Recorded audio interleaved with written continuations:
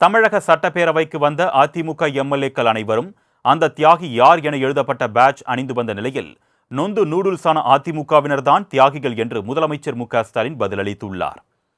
டாஸ்மாக் கடைகளில் ஊழல் நடைபெறுவதை குறிக்கும் வகையில் அந்த தியாகி யார் என்று எழுதப்பட்ட பேட்ஜ் அணிந்து வந்த அதிமுக எம்எல்ஏக்கள் சட்டப்பேரவையில் டாஸ்மாக் ஊழல் குறித்து விவாதிக்கப்பட வேண்டும் என்று கோரிக்கை வைத்தனர். ஆனால் அவைத் தலைவர் அதனை மறுத்ததால் அதிமுகவினர் தொடர்ந்து அமளியில் ஈடுபட்டனர். மக்களுக்கு 1000 ரூபாய் கொடுப்பது போல கொடுத்து 1000 கோடி ரூபாய் ஊழல் செய்த தியாகி யார் என்று அதிமுகவினர் கேள்வி எழுப்பினர்.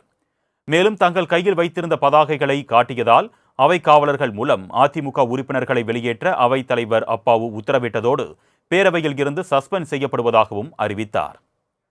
பின்னர் அந்த தியாகி யார் என்ற கேள்விக்கு முதலமைச்சர் மு.க.ஸ்டாலின் பதிலளித்து பேசினார். அப்பொழுது மறைந்த எம்ஜிஆர் ஜெயலலிதாவால் வளர்த்தெடுக்கப்பட்ட அதிமுகவை அதற்கு பிறகு பொறுப்பேற்ற எடப்பாடி பழனிசாமி தாம் சிக்கியிருக்கக்கூடிய பல்வேறு வழக்குகளில் இருந்து தப்பிக்க யார் காலில் போய் விழுந்தாரோ அவ்வாறு விழுந்த நேரத்தில் அதனை பார்த்து நொந்து நூடுல்ஸ் ஆகி போன அதிமுக தொண்டர்கள்தான் இன்றைய தியாகிகள் என்று விமர்சித்தார். உருவாக்கப்பட்டு மறைந்த அம்மையார் ஜெயலலிதா அவர்களால் வளர்த்தெடுக்கப்பட்ட அதிமுகவை அதற்கு பிறகு பொறுப்பேற்ற இப்பொழுது எதிர்க்கட்சி தலைவராக இருக்கக்கூடியவர்கள் தாங்கள் சிக்கியிருக்கக்கூடிய பல்வேறு வழக்குகளிலிருந்து பல்வேறு பிரச்சனைகளிலிருந்து தப்பித்துக் கொள்வதற்காக போய் யாருடைய காலிலே போய் விழுந்தார்களோ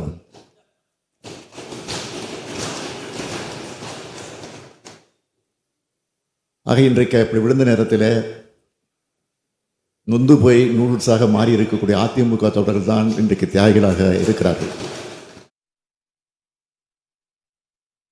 முதலமைச்சர் பதவியை வாங்குவதற்காக யாருடைய காலில் விழுந்தாரோ அந்த அம்மையாரை ஏமாற்றிய நபர்தான் இன்று தியாகியாக உள்ளார் என்றும் அந்த தியாகி யார் என்று எதிர்க்கட்சியினர் கேள்வி எழுப்பியதற்காக இந்த விளக்கத்தை தருகிறேனே தவிர வேறொன்றும் இல்லை என்றும் முதலமைச்சர் தெரிவித்தார்.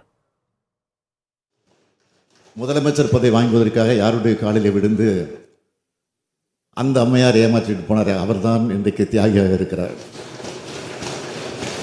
ஆக தியாகிகள் என்று எழுதி வந்ததற்காக இந்த விளக்கத்தை நான் தந்திருக்கிறேன் தவிர வேற அல்ல என்பதையும் அவைக்கு தெரிவித்துக் கொள்கிறேன்.